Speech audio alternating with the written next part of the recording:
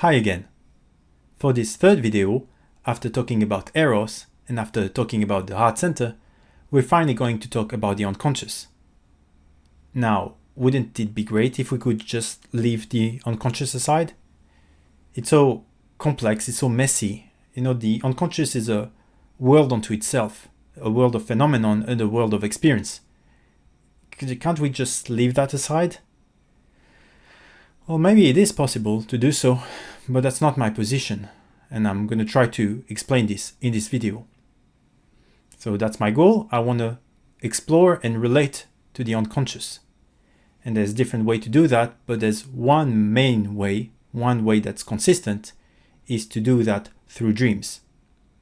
And that's a terrible news, because dreams are hard, they're tricky, they're frustrating, they're impenetrable.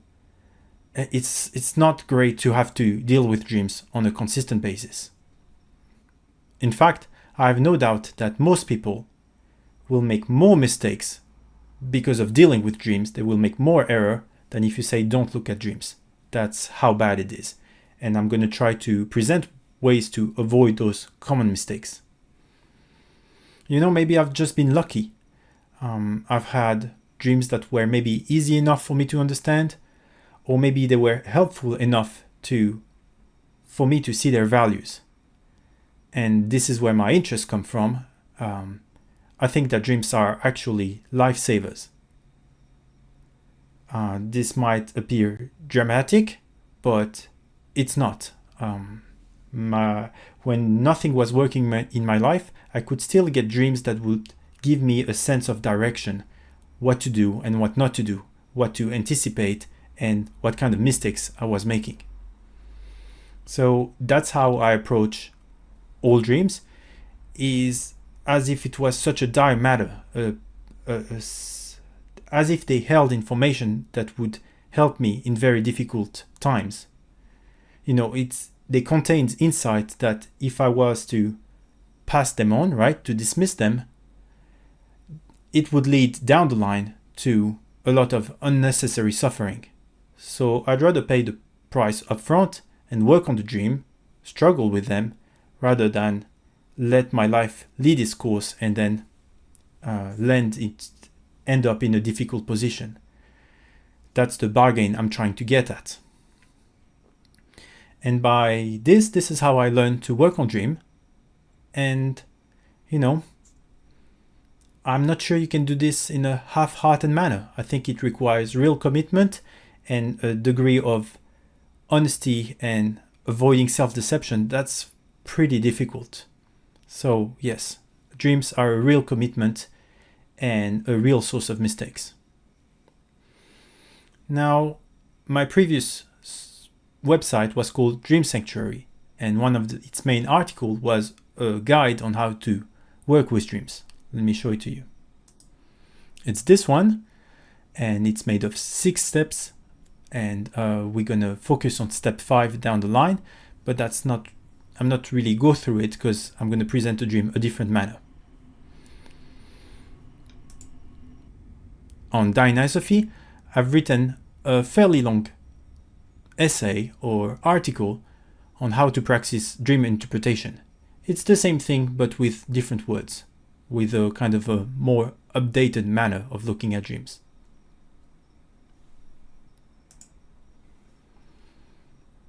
And if you don't like my way of presenting things, I recommend Robert A. Johnson's Inner Work. It's a book made of 2 halves, one about dreams, one about active imagination. Both are great, and if you focus just on the dream one, you'll see a step-by-step method that I considered equivalent or as good as mine. I'm very much inspired. There's no great difference between the way he approached dreams and I do, because I've been inspired by his book. Alright, so now I'm going to read one of my dreams, provide some personal context, and then we're going to discuss how to interpret it. Here's the dream. I had this dream in December 2025, and I titled it Marie-Louise en France about love. Here's the dream. I was reading a book by Marie-Louise von France. It was a not so well known essay about Robert Monroe. She started this essay on the topic of love. I don't remember it word for word, but it was something like this. Just like a truth does not become more true by adding more thinking value, and as a note, this part of the sentence felt like it was absolutely obvious. Then she continues, then love is not created by adding more feeling value. If it is to do so, love is dépassé. That's a French word for exceeded.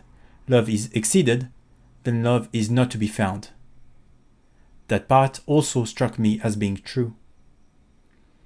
I pondered on the fact that Jung never said anything about love, but as a woman, von France might have something to say.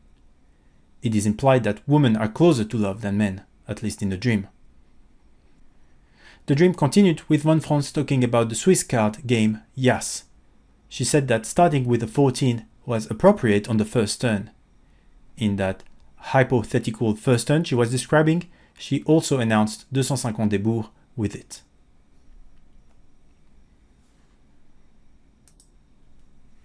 Now I have to add some personal context because it's relevant in this dream.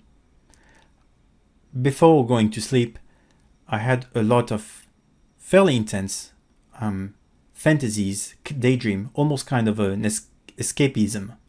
So all those fantasies were of an erotic nature, and I kept having them and kind of playing with them, engaging with them, and I kind of thought, what should you say to those fantasies? Because they kind of appear better than reality, but obviously they're fantasies. So I kind of let myself engage with those, and I went to bed saying, I don't know what to do with this amount of erotic fantasies that I'm having. It seems pretty good, and I went to sleep like that. And we're going to see that the dream responds to this. Okay, we have a dream and we have some personal context. Now we're going to have to make some assumptions because you have to lay them out before you work with the dream. The first one is that everything in this dream is part of my psychic landscape. All those symbols, everything that's described is mine or is describing a kind of dynamism happening inside me. This is a typical assumption we have to make. We say that a dream is to be read on the subjective level, and it's not always true. There are some rare cases where this assumption is not correct. A typical example is if a family member dies, death is a source of kind of lot of strange events, and one of them you could have that dead person visit you in your dream. And then in this case, we would have to struggle if this is a subjective image, therefore a part of you, a part of your psyche, or if it's an objective image, and therefore it's the real person visiting you in those liminal moments where someone has died. The only way to make the difference is to be used to those normal dreams, and then when something very unusual appears, you will feel like, this dream is different. Once again, they're very rare, and in the dream I'm presenting, it's dream as usual. I don't see anything that's out of the norms. I don't see why I should say that this is Marie-Louise von France herself or anything like that. So that's the first assumption. Everything is the dreamer. Second, we're going to assume that this dream is responding to some personal context. I've provided it, but obviously that's not always true. There are some dreams that appears kind of in an initiatory manner. There's no real way to decide like what they're responding to. Those dreams happen, and sometimes you can't find a reason for why you're having this dream. However, the rule of thumb is to really scour everything that has happened to you in the previous day, because that is usually the material to which the dream will respond, unless you have a specific kind of initiatory dream. Okay, and now we're going to approach it symbol by symbol. And I'm not going to approach it by trying to match a symbol with a specific name or a specific concept that you can find in Jung's work. What I want to is to relate to it, right? I've taught you what eros means, it's relatedness. I've told you how it feels there. So we're going to try to relate to each of those symbols, and we're not trying to work on them at the intellectual level. You can do that. That's called amplification. You can go through comparative mythology, religion, folklore, and to see how everything works, you can find the symbol in Jung's work, and you can do all of that. But here we're going to work only on the feeling level. We're going to try to get the feeling value of each symbol. All right, if that makes sense, that's what we're going to do. Let's start our reading of the dream, starting with the first sentence. I was reading a book by Marie-Louise von Franz. So Marie-Louise von Franz will be our first symbol here. Now I'm going to try to imagine myself back into the dream. Okay, and I'm going to try to remember how it felt to be close to this Marie-Louise von Franz, this dream Marie-Louise von Franz. The first thing I feel, or the sense I get, is authority and wisdom, right? It's someone who's wise and who has something to say. So I'm not really judging the dream from outside. I'm trying to re-enter the dream, reimagine the experience, and get a feeling from the relationship, and then I'm trying to articulate this. So this is not a cerebral operation, it's what I feel, and I'm trying to articulate this as best as I can. The feeling value, what comes with it. Let's continue. It was a not so well known essay. So we have a book and we have an essay, and it's not so well known. Okay, so essay and book, it's something, something to communicate, something to make a point about. And this not so well known, the feeling I get is it's something that's not so common, right? It's a piece of knowledge that not many people would be familiar with. And this is about Robert Monroe. That's the next symbol. Now, if I try to remember the dream, why would the unconscious pick Robert Monroe here? Well, Robert Monroe is someone I've read while I was kind of a, teenager, young adult. And what I know about him, right, what comes spontaneously in this context of the dream is he's the one who wrote a lot about out-of-body experiences. Okay, well, why is the unconscious picking that? Let's go back into the dream. So this Marie-Louise von Franz is an aspect of me, right? There's this feminine authority that want to say something kind of unusual about Robert Monroe. Here's a symbol about out-of-body experiences. What's going on? Now, if you remember the context I gave you, I was telling you that just before going to sleep, I engaged maybe too much with erotic fantasies, and I just kept them going. These are out-of-body experiences, right? They're experiences I'm having out of the body. So that's what the dream is going to try to respond to, is going to try to respond to the fact that I was engaging too much with those fantasies. And we're going to see what it's going to say.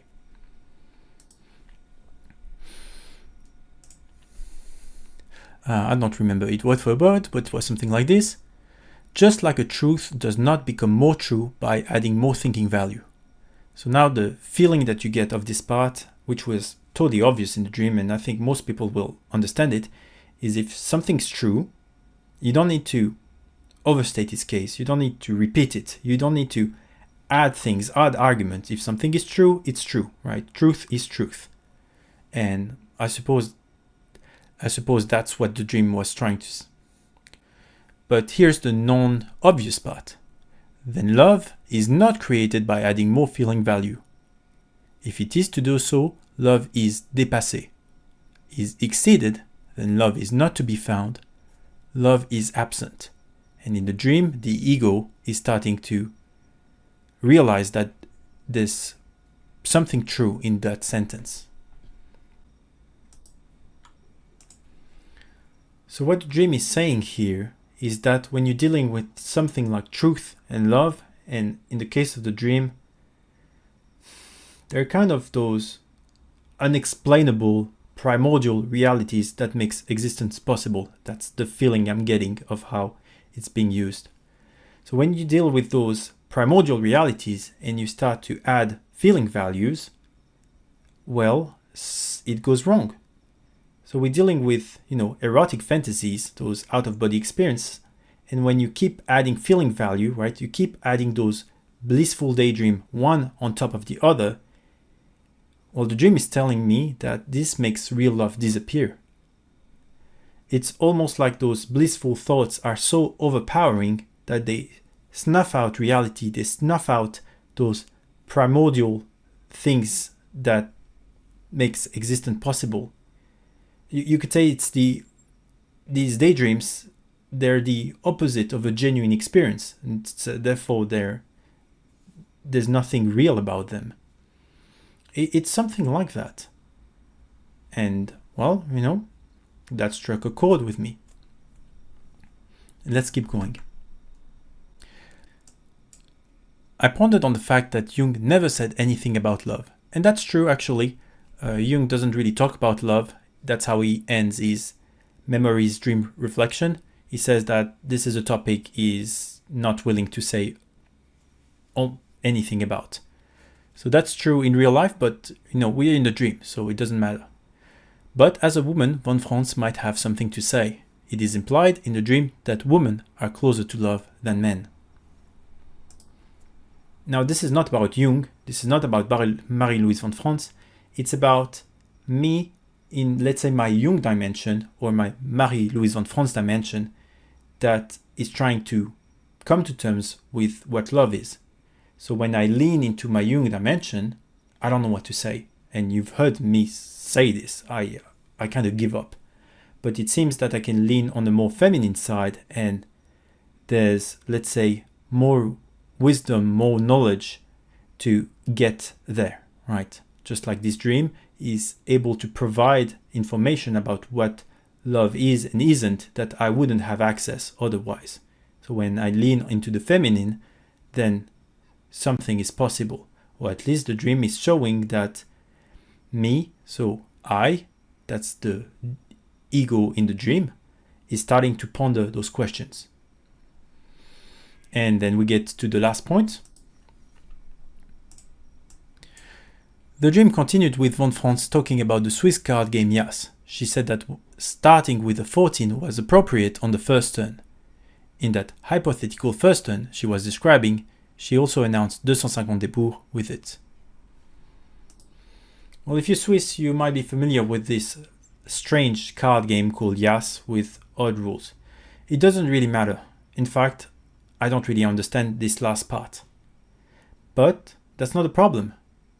Because the dream could have ended completely differently. It could have said that Marie-Louise von Franz is taking a boat and getting lost in the ocean. Or Marie-Louise von Franz goes into a car and crash. If the dream was to go like this, you would have a sense that something's wrong within the dreamer, within me, that this knowledge is getting lost or disappearing, right? Being killed, something like this. Well, no, the dream's going the other way. She's describing this kind of ideal first turn in a card game from, Switzerland, where I'm coming from. And she kind of described like this should happen. So it's positive. And I would say, with a very low resolution explanation, you can see in the dream how it's starting to be understood, be acted upon, or trying to be played like a card game, right? It's something like, if this is knowledge, I can kind of play it like a card. It's something like that. I think that's, sometimes I don't know. And this is a good example of where I struggle, but I can still conclude something. I think the direction is positive, and I hope you agree with me. So that's my interpretation, right? It leads to a questioning of those erotic fantasies, and it seems there's no value of engaging with them because they snuff out this primordial reality that is love. They're not true, they're not genuine, and therefore I've started to question, like, what is motivating those? What is behind them? And after a few months, I've had some major breakthrough, major insight, which I told in one of the video on Dionysophy. So that's my interpretation. That's how I acted on this dream, and we can kind of verify if this is correct. Let me show you. To make sure that an interpretation is correct, I have a checklist on my dream guide, and there's 4 points, and let's see how they work. The first one says, are you taking the dream literally or symbolically? I hope I've demonstrated that I've taken each and every symbol at a symbolic level. Nothing is literal.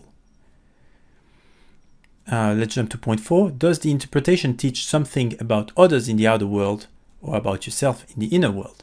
And I hope I've demonstrated that I've not said anything about Jung. I've not said anything about Marie-Louise von France or about Robert Monroe. This is my own inner experience I'm dealing with and I'm interested in. Next, does the interpretation confirm something you knew before, or did you learn something completely new? This needs a bit of an explanation. So let's say you hate your boss, and then you have a dream that shows that in this dream you hate your boss. Now, the dream is not going to waste your time telling something that you already know. Dreams come from the unconscious, and if hating your boss is something that's known consciously, well, you have a problem because they're not the same world. So if you have a dream about hating your boss, you might need to think that the boss is actually an aspect of yourself that is bossing you around, and there's a problem there. That's where you need to start, right? A dream's not going to waste your time telling you something you already know. And last point, does the interpretation feel self-congratulatory, or does it have a humbling effect on the ego? This is so important. A lot of people encounter dreams or Jung's work and whoop, it goes to their head, and you can almost feel your head expand. The state is called inflation, and it's very dangerous because when you have a big head, it means two things. One is that you're gonna miss something and fall into a pit. And second, it means that you cannot regulate your own experience. So if it goes to your head, find a way to get down, maybe into the body, into the heart, whatever works for you. But I hope I've demonstrated in this dream interpretation that I don't make any aggrandizing statement. In fact, I'm fairly humble because the dream has corrected me. It's like, no, you're doing everything wrong, in the sense that the more you engage with those fantasies, the more detached from reality you are. And that's fairly humbling. And so that's how I verified that my interpretation is correct. Those 4 points are very useful to avoid the common mistakes that everybody, myself included, make all the time. Yes, I still make those mistakes. You really have to check for yourself that you're not taking a dream literally, for instance. And this gets to, a kind of conclusion.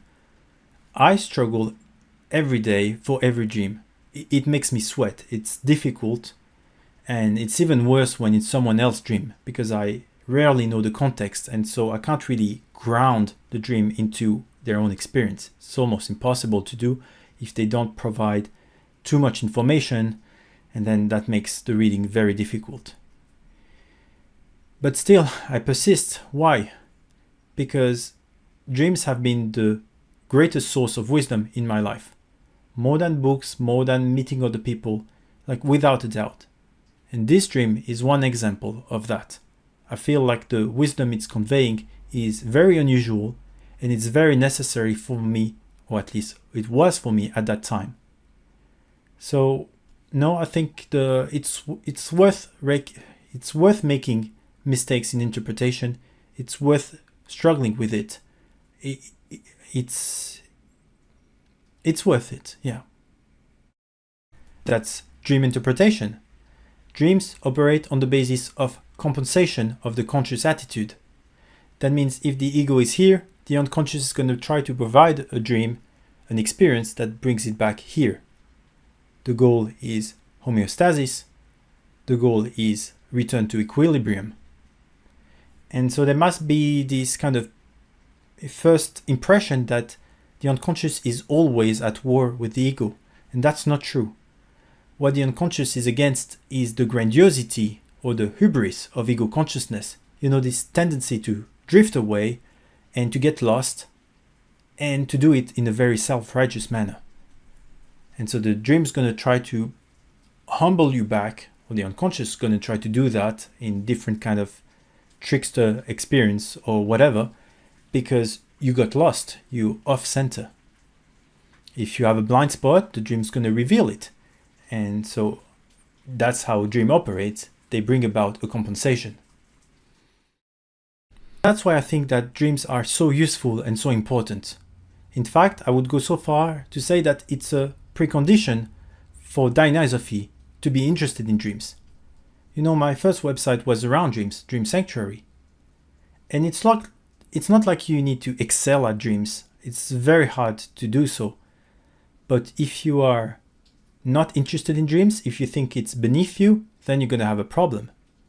As far as I'm concerned, dreams are like the fertile soil on which you can learn about the unconscious, about symbol, about the psyche. It's a form of individualized curriculum. Every day you get your task, and out of every day you get a learning experience. And I mean, that's your life, that's your psychic life every day given to you in a very specific manner that makes it possible to work on it.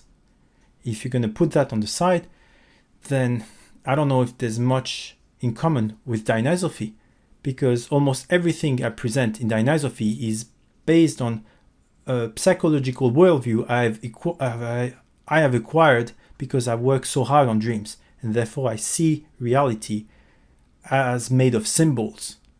So that's where this knowledge is coming from, and I really do encourage you to give it a go, though I know it's laid with problems.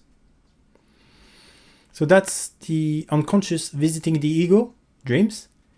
And on the next video, we're going to see how the ego can visit the unconscious with active imagination. I hope to see you there.